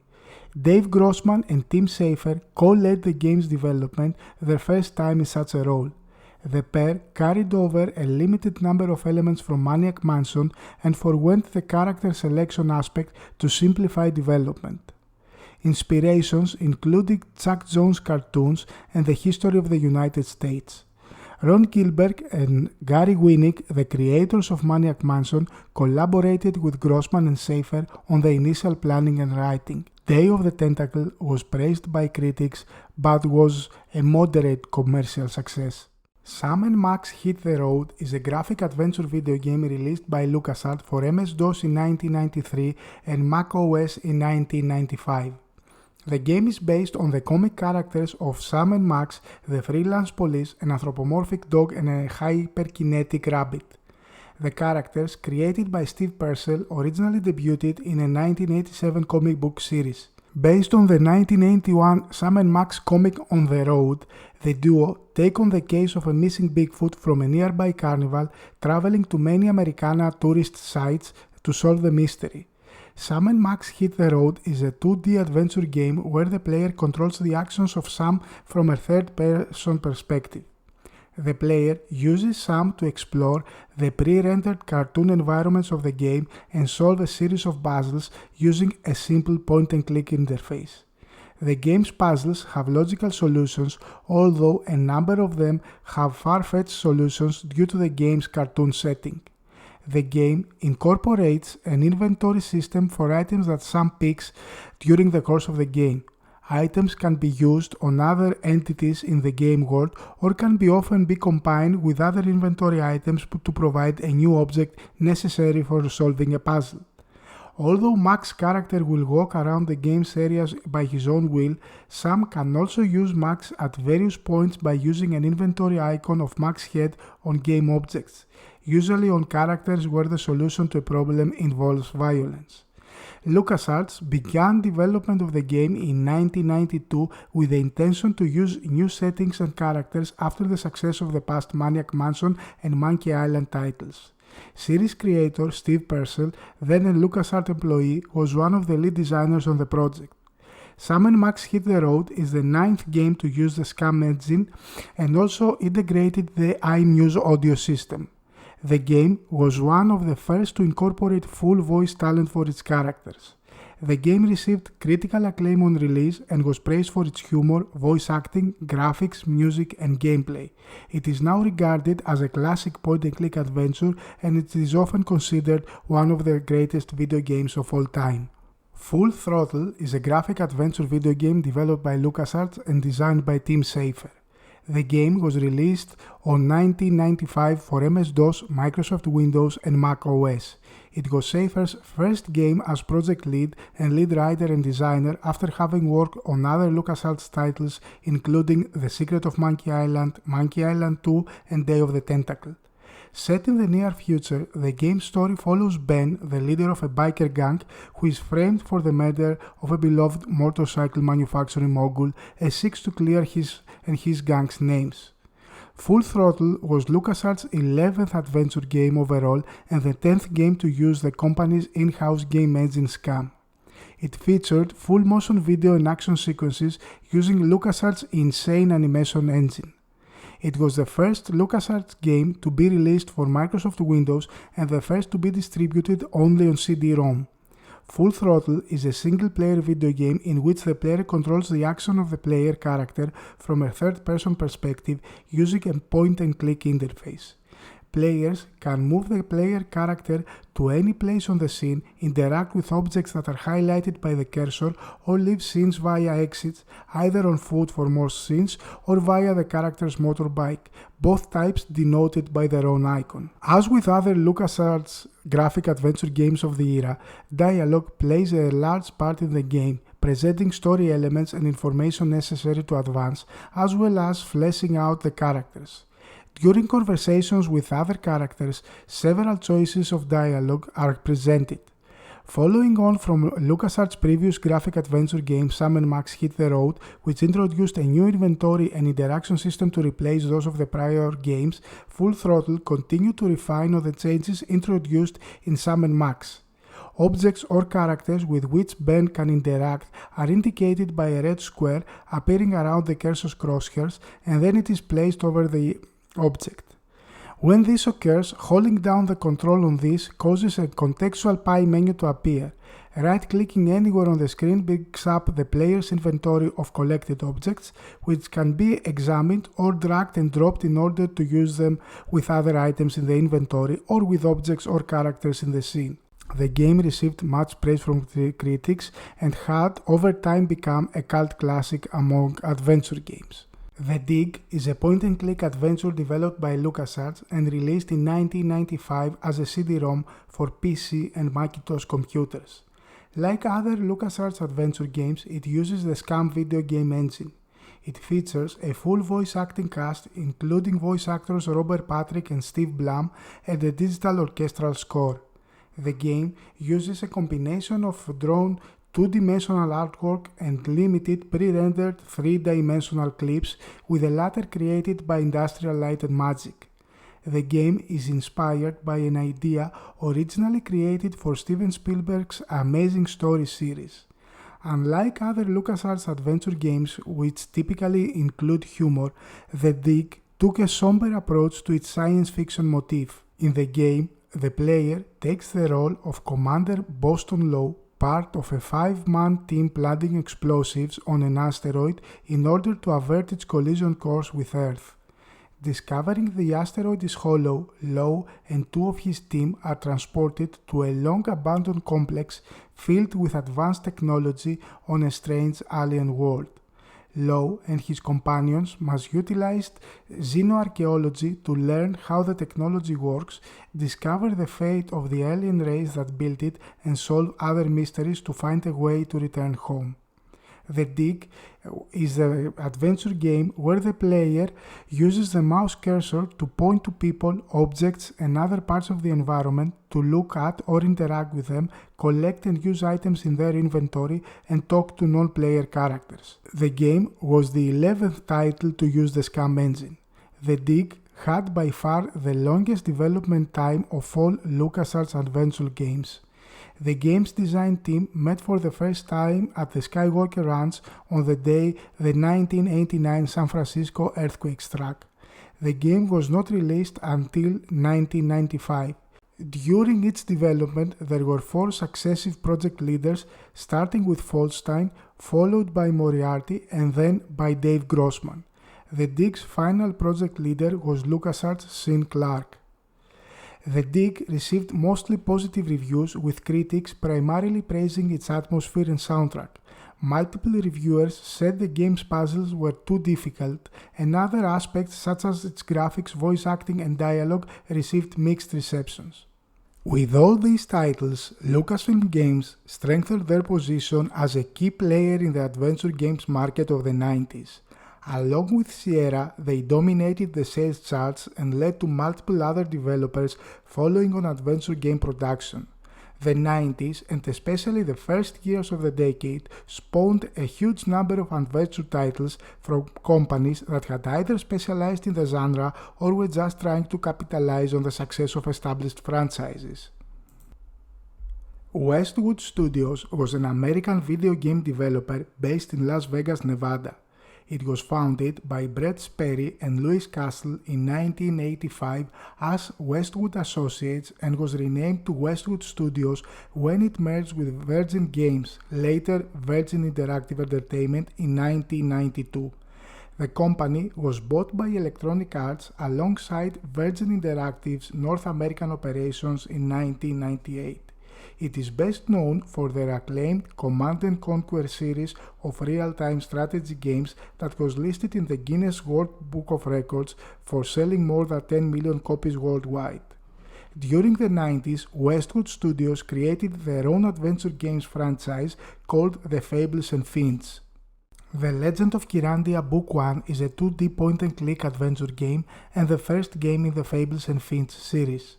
Developed by Westwood Studios and published by Virgin Games in 1992, players take on the role of a young priest who must end the tyrannical chaos of an evil court jester in his homeland. The game makes use of a simple interface system that allows the player to interact with objects and people while solving various puzzles using a variety of items and special abilities. The Legend of Kyrandia relies on a more simple point-and-click interface than other video games of the same category in the early 90s that use more complex multi-action interfaces. In the game, players can click on anything to examine and interact, check the objects, the scenery, and people. Any objects that can be taken can be stored in a simple inventory, with the player able to carry a set amount on their character, but also able to drop objects within a scene for later collection, removal, or use. The game features a variety of puzzles and scenes to explore, though also features hazardous obstacles, traps, and moments that can cause death. Being killed automatically ends the game and forces players to start a new game or reload from the last save point. One of the more unique elements in the game is the special amulet with colored gems, each of which can be used to solve a puzzle with a special magic. The Legend of Kyrandia was a commercial success, leading to 2 sequels in the years that followed. The Legend of Kyrandia Book 2 Hand of Fate is a 2D point-and-click adventure game developed again by Westwood Studios and published by Virgin Interactive in 1993. It is the sequel to the previous game The Legend of Kyrandia and the second game of the Fables and Fiends series. The game focuses on the story of a young alchemist and magician who is tasked with the task of saving Kyrandia from being wiped from existence. Like its predecessor, Hand of Fate operates on a simple point-and-click interface rather than a system involving complex mechanics in which player can interact with objects, the environment, and people with simple clicks. Objects can be stored in the inventory of the character and used to solve puzzles, with some items capable of being dropped in a game scene to be either removed or placed out of the way for later use. Unlike its predecessor, the game incorporates the ability to make potions with the interface, which requires finding the necessary ingredients to make this, with each potion having different effects and varying amounts of doses that can be stored for later use. The game initially requires the player to find the character's missing equipment and spellbook before they can make potions, with additional recipes learned from finding missing pages. Players cannot retain items when moving forward in the story. Some items can be found later, but others hold specific purposes in certain areas of the game. Hand of Fate was praised for improving on the game's style of puzzles, but criticized for a short gameplay span. According to designer Rick Gass, the Hand of Fate was a commercial disappointment, with sales roughly 50% lower than its predecessor had achieved, mainly due to poor marketing of the title. The Legend of Kyrandia Book 3 Malcolm's Revenge is a 2D point-and-click adventure game developed by Westwood Studios and published by Virgin Interactive in 1994. It is the sequel to The Legend of Kyrandia Hand of Fate and the third and final game in the Fables and Fiends series. The game sees players take on the role of the antagonist for the first game in the series, who begins plotting his revenge against those who thwarted him, only to find himself eventually seeking to prove his innocence of a murder he did not commit. The game functions on the same point-and-click interface used in previous games in the series, rather than complex interface mechanics in which players can interact with objects, the environment, and people by simply clicking on them. Objects can be stored within inventory for use to solve puzzles and can be dropped in various scenes for later use. Malcolm's Revenge differs from its predecessor by including a point-based system which awards points for performing specific actions during the game and a laughter track when the protagonist performs or makes comedic references. In addition, the player can also switch the protagonist between 3 personalities: truthful, normal, and deceitful, in which the right personality can help in solving some of the game's puzzles. At a specific point, the player has to make a choice out of 3, with 2 of these fixing the personality to a specific one as a direct result. According to designer Rick Gass, Malcolm's Revenge was undermarketed by management, mostly due to the fact that the company had shifted all its resources towards the Command & Conquer series. Despite this, he estimated the game as a commercial success with sales above those of the two previous installments combined. Adventure game development was not of course exclusive to the United States. Other developers from the rest of the world, and especially from the United Kingdom, were also very active during the height of the genre in the 90s. Revolution Software Limited is a British video game developer based in York, founded in 1989 by Charles Cecil and Tony Wariner. They are still active today, and some of their major adventure game franchises include Lure of the Temptress, Beneath a Steel Sky, and the Broken Sword series. Lure of the Temptress is Revolution Software's debut point-and-click adventure game published by Virgin Interactive Entertainment. It was released in June of 1992 for the Atari ST, the MS-DOS, and the Amiga. The player assumes the role of a young peasant named Diarmond, who has to overthrow an evil sorceress. Lure of the Temptress is a 2D adventure game played from a third-person perspective. Via a point-and-click interface and a system of drop-down lists, the player guides the protagonist through the game's world and interacts with the environment by selecting from multiple commands. The player controls Diarmond's movements and actions with a mouse or a gamepad. Diarmond can pick up various objects. This can then be used with either other collectible objects, parts of the scenery, or with other people in order to solve puzzles and progress in the game. He can also engage in dialogue with other characters through conversation trees to gain hints of what needs to be done to solve the puzzles or progress the plot. A few simple action-oriented battle scenes are also included.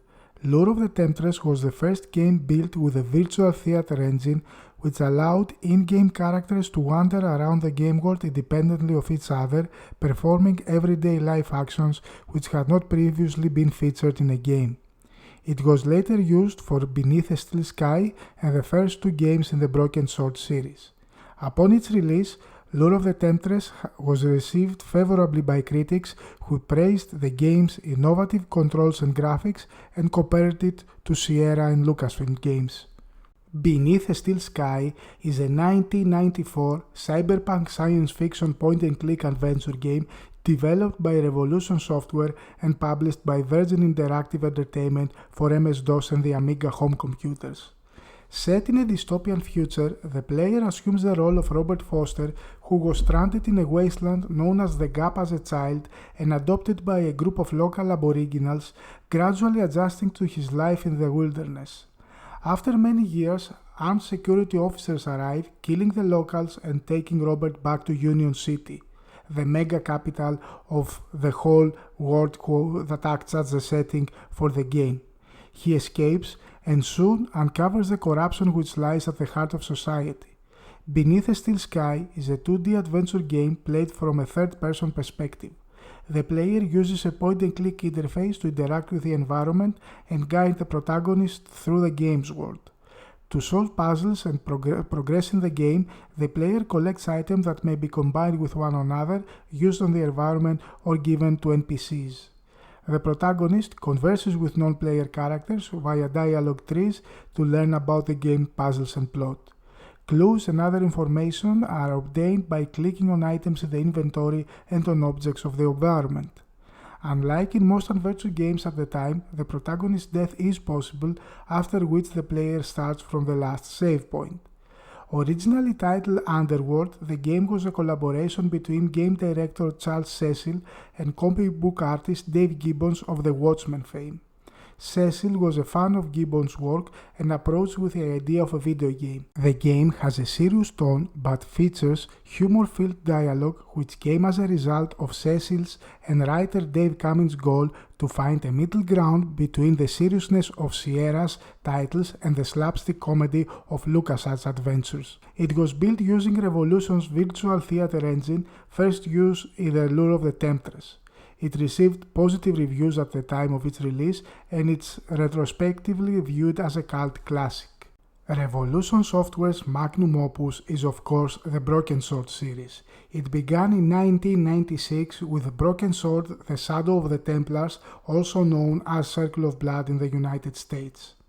The player assumes the role of George Stobart, an American tourist in Paris, as he attempts to unravel a conspiracy. The game takes place in both real and fictional locations in Europe and the Middle East. In 1992, Charles Cecil began researching the Knights Templar for the game after he conceived the plot of the Broken Sword. It was built with Revolution Software's Virtual Theater engine, which was also used for the company's previous two games. Cecil co-wrote and directed the game, while the backgrounds were drawn in pencil and digitally colored in Photoshop. The game has a serious tone but features humor and graphics in the style of classic animated films. Broken Sword is a 2D adventure game played from a third-person perspective where the player uses point-and-click interface to interact with the environment and to guide the protagonist through the game's world. To solve the puzzles and progress in the game, the player collects items that may be combined with one another, used on the environment, or given to non-player characters. The protagonist converses with NPCs via dialogue trees presented through conversation icons to learn about the game's puzzles and plot. The player navigates with a map to which new locations are added as the story unfolds. Unlike in most adventure games of the time, the protagonist's death is possible, after which the player starts from the last save point. Critics lauded Broken Sword's story, puzzles, voice acting, writing, gameplay, and music. The game received numerous award nominations and wins. It achieved commercial success as well, with 1 million copies sold. Topping several lists, it is known as one of the greatest examples of adventure gaming and had spawned several sequels up until today. Broken Sword 2: The Smoking Mirror is a point-and-click adventure game originally released on Microsoft Windows in 1997. It is the second installment in the Broken Sword series and the first game in the series that does not follow the Knights Templar storyline. The player assumes the role of George Stobart, a young American who is an eyewitness to the kidnapping of his girlfriend Nicole Collard. Broken Sword 2: The Smoking Mirror is a 2D adventure game played from a third-person perspective via a point-and-click interface. The player guides the protagonist through the game's world and interacts with the environment by selecting from multiple commands, while Nicole Collard is also a playable character in selected portions of the game. Players can collect objects that can be used with other collectible objects, parts of the scenery, or with other people. George Stobart can engage in dialogues with other characters through conversation trees in order to gain clues for the puzzles he has to solve or the story that he has to unfold. The player uses the map to travel, and the new locations are added to it as the story unfolds. By right-clicking on an object, the player gets a description and clues. The player's character's death is possible again in this game if the player makes a wrong decision. Though serious in tone, The Smoking Mirror incorporates some humor and graphics animated in the style of classic animated films as in the previous installment. It was the fourth and last game built with the Virtual Theater engine, which was used to render the locations of the game's events. Unlike the first Broken Sword game, which garnered critical acclaim, The Smoking Mirror received mixed to positive reviews, mostly for not living up to its predecessor. Nevertheless, it was a commercial success, selling 750,000 copies. Another notable adventure games developer from England is Adventuresoft, famous for their Simon the Sorcerer series. The series follows the adventures of an unwilling hero of the same name and has a strong fantasy setting similar to Sierra's King's Quest and Westwood's The Legend of Kyrandia. The game varies in style, however, as it is more poised to be a parody of the fantasy genre than a member of the genre itself. The first two games are often compared with the Monkey Island series in terms of style and humor. The first, Simon the Sorcerer, is a point-and-click adventure game developed and published by Adventuresoft in 1993 for the Amiga and MS-DOS formats. The first installment in the Simon the Sorcerer series, the game follows a boy named Simon who is transported to a parallel universe to embark on a mission to rescue a wizard called Calypso from an evil sorcerer named Sordid. The story includes parodies of works such as The Lord of the Rings and Jack and the Beanstalk. The game was inspired by works such as the Discworld series, and the character of Simon was created to compete with the characters of such works. As a point-and-click adventure game, the player controls Simon using the mouse. Gameplay involves moving Simon around and interacting with objects and other characters. The player can make Simon perform actions such as giving an item to another character, talk to an NPC, and pick up, add to inventory, examine, use, move, consume, wear, or open and close an item. Some actions are binary. They involve two objects, and the player sometimes, after telling Simon to use an object, needs to specify what to do with it. A map that enables Simon to instantly transport to a major landmark if it has been discovered is also provided. This is done through a postcard that is also used to load, save, or quit the game. Mike Woodruff, Simon the Sorcerer's director and producer, wanted to create a game to exploit a market for comic adventure games which he realized existed due to the success of Monkey Island. His son, Simon, penned the script. Simon the Sorcerer received critical acclaim. Across all platforms, the humor and visuals in particular were commended, although there was some criticism that included the controls and the game's linear nature. The game's global sales surpassed 600,000 units. Simon the Sorcerer 2, The Lion, the Wizard, and the Wardrobe is an adventure game created by Adventuresoft and released in 1995. It is the second in the Simon the Sorcerer series of games. The evil wizard Sordid is brought back to life when a magic book of his is set ablaze and thrown into the middle of a chalkboard pentagram by the father of Rand, a young boy wanting to become a mighty sorcerer. Sordid promises him that he can become his apprentice if he helps him extract vengeance on Simon. Drafts for the plot had been in the works since August of 1993, which was the year that the first installment came out, shortly before the first game was released. Simon Woodruff wrote the entire story, going over the details for quite some time. The screens were sketched, lined, and then digitally colored in. The engine used was similar to that of the previous game in the series, but with improved visuals and sound. Simon the Sorcerer 2 was also praised by critics and had similar sales to its predecessor. Back in the United States, several developers were producing adventure games hoping to become the next big hit of the genre. In mid of Washington, the brothers Rand and Romit Miller had set up their own studio and were creating full speed their first release. The studio was named Cyan Worlds, and their first title would change the adventure game genre forever.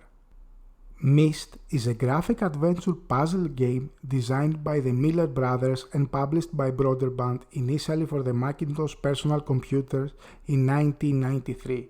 In the game, players travel via a special book to the island of Myst. There, players solve puzzles and by doing so, travel to 4 other worlds known as Ages, which reveal the backstory of the game's characters. The Miller brothers got their start in video game development by creating titles for children. They conceived Myst as their first game for adults, receiving funding initially from publisher Sunsoft. Development began in 1991 and it was Cyan World's biggest undertaking to date. Technical constraints of the time influenced the design of the game and the production of its graphics, which were state-of-the-art but static. Robin Miller composed 40 minutes of synthesized music that became the soundtrack to Myst. Myst's gameplay consists of a first-person journey through an interactive world. Players can interact with specific objects on some screens by clicking or dragging them. The player moves by clicking on locations shown on screen. Myst has an optional zip feature to assist in rapidly crossing areas already explored. When a lightning bolt cursor appears, players can click and skip several frames to another location. While this provides a rapid method of travel, it can also cause players to miss important items and clues. Some items can be carried by the player and read, including journal pages which provide backstory. Players can only carry a single page at a time, and the pages return to the original locations when dropped. To complete the game, the player must fully explore the island of Myst. There, the player discovers and follows clues to be transported via linking books to several ages, each of which is a contained mini-world. Each of the ages, named Selenitic, Stoneship, Mechanical, and Channelwood, requires the user to solve a series of logical, interrelated puzzles to complete its exploration. Objects and information discovered in one age may be required to solve puzzles in another age or to complete the game's primary puzzle on Myst. Apart from its predominantly non-verbal storytelling, Myst's gameplay is unusual among adventure computer games in several ways. The player is provided with very little backstory at the beginning of the game, and no obvious goals or objectives are laid out. This means that players must simply begin to explore. There are no obvious enemies, no physical violence, no time limit to complete the game, and no threat of dying at any point. The game unfolds at its own pace and is solved through a combination of patience, observation, and logical thinking. Myst was a surprise hit. Critics lauded the ability of the game to immerse players in its fictional world. Selling more than 6 million copies, Myst became the best-selling PC game of the time. Myst helped drive the adoption of the new CD-ROM format, spawned a multimedia franchise, and inspired clones, parodies, and new genres of video games. Multiple remakes and ports of the game to other platforms have been released, as well as spin-off novels and other media. However, the success of Myst also steered the whole adventure game genre towards a new direction and ultimately played a role in its decline. But this is the topic for the next part of its documentary series. Whereas adventure games had their heyday during the early 90s, the genre began to drastically decline in popularity in the second half of the decade. In a few years, the once dominant adventure games market began a steep drop that led to diminishing sales and a shift of focus from key players. By the early 2000s, there were only a handful of new titles released every year, and even those titles that made it to the market had very poor sales and mixed reception. There are several reasons for this decline, and in this third and final part of our documentary series, we will try to analyze them in order to understand why the once dominant genre fell from grace and eventually became a small niche in the video game industry. The advancement in personal computer technology during the 90s led to the adoption of 3D graphics in video games. Games like Wolfenstein 3D set the base for a new form of narrative where the player had a first-person perspective in the game, further enhancing the user's immersion and the depiction of the action on screen. Wolfenstein 3D is a first-person shooter video game developed by id Software, originally released on May 5 of 1992 for the MS-DOS. In Wolfenstein 3D, the player assumes the role of Allied spy William B.J. Blazkowicz during World War II as he escapes from the Nazi German prison Castle Wolfenstein and carries out a series of crucial missions against the Nazis. The player traverses each of the game's levels to find an elevator to the next level or kill a final boss, fighting Nazi soldiers, dogs, and other enemies with knives and a variety of guns. Wolfenstein 3D was a critical and commercial success and widely considered to be one of the greatest video games ever made.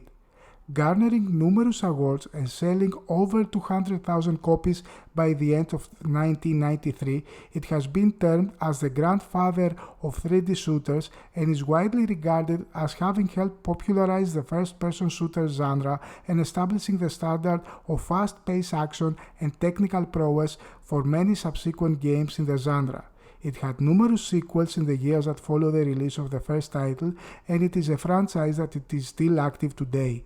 Immediately following its release, most of the id Software team began working on a set of episodes for the game, titled Spear of Destiny, while id co-founder and lead programmer John Carmack instead focused on technology research for the company's next game.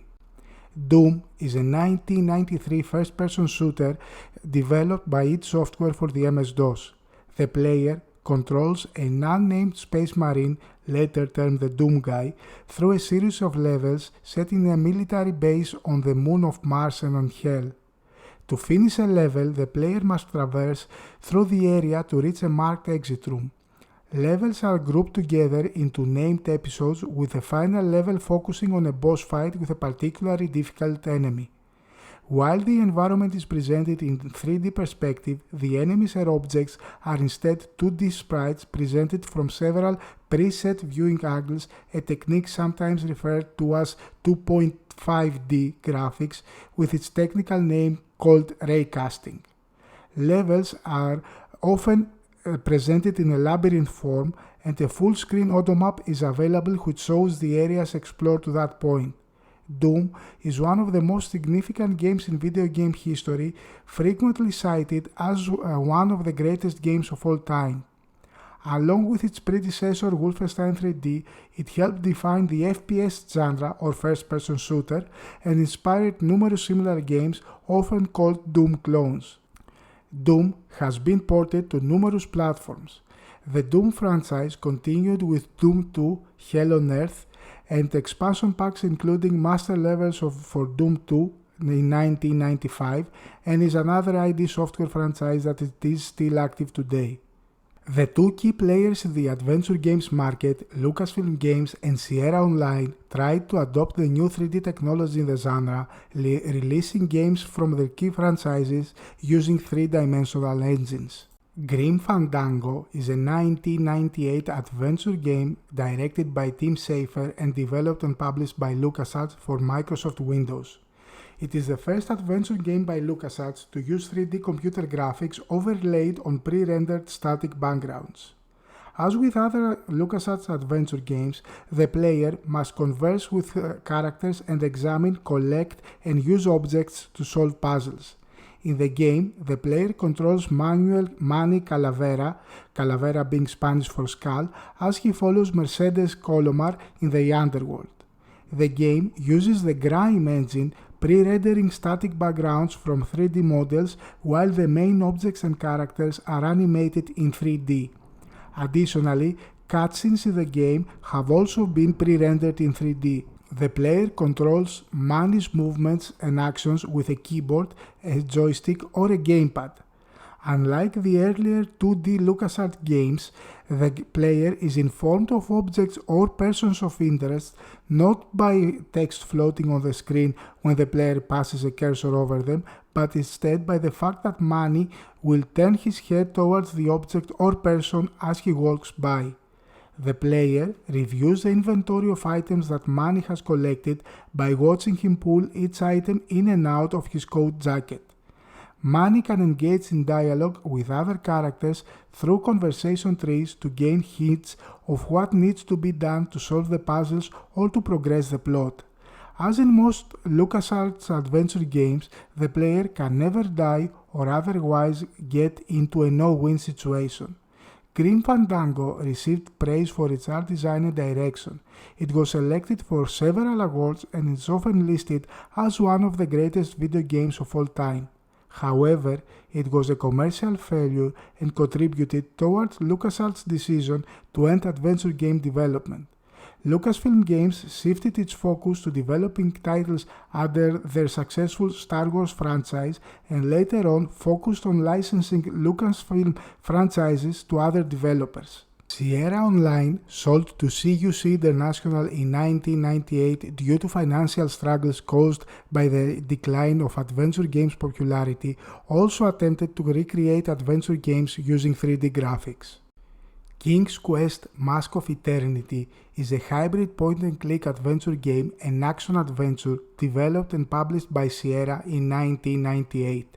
It was the 8th official game in the King's Quest series, the first and only game in the main series where the main character is neither King Graham nor a member of his family, as well as the first in the series to use a 3D engine as opposed to the 2D cartoon or pixel style of the earlier games. The game combines a point-and-click single multi-purpose context-sensitive cursor from King's Quest VII and a variation of the standard adventure game item inventory along the top of the screen. The cursor is dynamic and can change into 4 different types depending on actions like look, take, talk, and do. The game was designed primarily to be played in third-person mode but also offers a first-person perspective. The first-person mode was primarily put into the game to allow players to better look around or get close-ups of things on the screen. There are 3 difficulty levels for combat: easy, normal, and hard. Roberta Williams classified Mask of Eternity as either adventure or, within a possible new genre, a 3D adventure. As a 3D adventure, it retained a point-and-click puzzle system of traditional adventure games, but also included action-adventure elements such as avoiding traps and rolling boulders. Williams wanted to break away from the drawn-out animations and lengthy cutscenes typical of adventure games, which led to the player spending a great deal of their time sitting and watching. The game includes many actions and puzzles that could only be done in 3D, many based in physics, like rock tossing, jumping, climbing, or 3D combat. The game was received favorably by critics, but it was a commercial flop. Gabriel Knight 3: Blood of the Sacred, Blood of the Damned is a point-and-click adventure game developed and published by Sierra Studios for Microsoft Windows and released in 1999. It is the sequel to 1995's The Beast Within, a Gabriel Knight mystery, and the third title in the Gabriel Knight series. The game's story focuses on the lives of Gabriel Knight, an author who is descended from a family that combats supernatural evil, and Grace Nakimura, a student who assists Gabriel as they become engaged in a case that involves tracking down a kidnapped infant by vampires that is connected to the Holy Grail and Jesus. The story is divided into chapters that cover a 3-day period of several time blocks, which play out in a linear fashion and places players in control of one of the 2 playable characters, while Gabriel handles the initial block of chapters most alternate between him and Grace. In each chapter, players must complete a set of required actions in order to progress the story, but may do so in a non-linear fashion, allowing them to explore locations and conduct optional actions that provide background and context to the game's story and events. In some chapters, completing certain actions will cause changes during that chapter in other locations. These are indicated by the sound of a ticking clock. Interactive objects are highlighted when the cursor is moved over them, to which doing so activates an action bar of verb commands that can be conducted by the player. Actions can involve things such as examining an object or person, picking up an item, or talking to a person. As with previous titles, players store items collected in an inventory and can examine them, use them, combine them, or make them an active object for interactions with other items or people. Conversations with people range from those who provide brief words on things and those who need to be interviewed on topics. Unlike previous installments, the game was fully rendered in 3D with a far greater level of puzzle solving and exploration, and featured a score that expanded upon some of the pieces used in previous titles. The game was the last to be published by Sierra in the wake of the crash of the adventure game industry, but was not a commercial success as its predecessors. Those 2 commercial failures led to Sierra, now under CUC International management, to shut down its development studio. The brand remained as a publishing company, and one of the first titles published under the Sierra name was the immensely successful first-person shooter Half-Life. This also showed that the shift of focus from key developers as the adventure games genre declined was towards the new and emerging genres like the first-person shooters. The drop in sales of adventure games made the development of new titles financially unfeasible for studios and publishers. Each new adventure game required high production costs and large teams to develop, as the graphics, puzzle design, and voice acting were not cheap to create. As Laurie Ann Cole, one of the creators of the Quest for Glory series, stated, "They are just too art-intensive, and art is expensive to produce and to show." studios found it cheaper to develop in-house or outsource 3D engines and create 3D models for the games, making the creation of other genres like first-person shooters less costly and hence more commercially viable for the industry. High production costs for the genre made adventure games also expensive with regards to their retail price. Gamers were asked to pay full price for an adventure game that, in combination with its small duration ranging from 8 to 15 hours of gameplay and lack of replayability, when at the same price they could purchase another type of game that could last longer and be played over and over again. RPGs, for instance, could require twice the time to complete and by offering multiple classes to select could be played more than once. The late 90s and early 2000s also marked the rise of multiplayer gaming, which in the case of adventure games was not present, further distancing the genre from consumers. As already mentioned, the success of Myst led to the creation of a huge franchise behind it, with multiple new titles being released after the first one. Along with that, there was a general shift of the adventure game genre towards the new subtype of puzzle adventures. That led to little innovation in the field and the drop in consumer confidence in the genre. Every month there was a new Myst clone in the market, basically copying on the success of the franchise and trying to capitalize on its momentum, leading to the market being saturated with low-quality puzzle adventure games. Being original and innovative was also very hard during that period. Computer Gaming World reported that a respected designer felt it was possible to design new and more difficult adventure puzzles as fans demanded because Myst had already created them in its early games. A better way to understand the negative impact Myst had in the genre can be provided by Al Law, one of Sierra's key developers, in one of his interviews where he stated, "I never understood the excitement about Myst. There were always many other games that were more interesting, exciting, subtle and funny, with better logic and puzzles. I grew to resent its success while better games struggled for recognition." However, more Myst clones were put out in the market every year, further associating that particular type of gameplay with adventure gaming. Each one of those games was received poorly by consumers and critics alike, further damaging the image of the genre towards gamers. By the early 2000s, it was almost impossible to convince studios and publishers to develop and fund new adventure games. Ron Gilbert, one of the icons of the industry, wrote, "From first-hand experience, I can tell you that if you ever utter the words adventure game in a meeting with a publisher, you can just pack up your spiffy concept art and leave. You'd get a better reaction by announcing that you have the plague."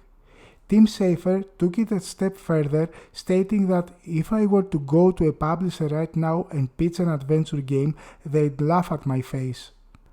Though most commercial adventure game publication had stopped in the United States by the early 2000s, the genre was still alive in Europe. Games such as The Longest Journey by the Norwegian studio Funcom or Siberia by the Microids studio of France kept the rich classical elements of the genre and garnered high critical acclaims. Even in those cases, developers often had to distance themselves from the genre in some way. The Longest Journey was instead termed as a modern adventure for publishing and marketing purposes.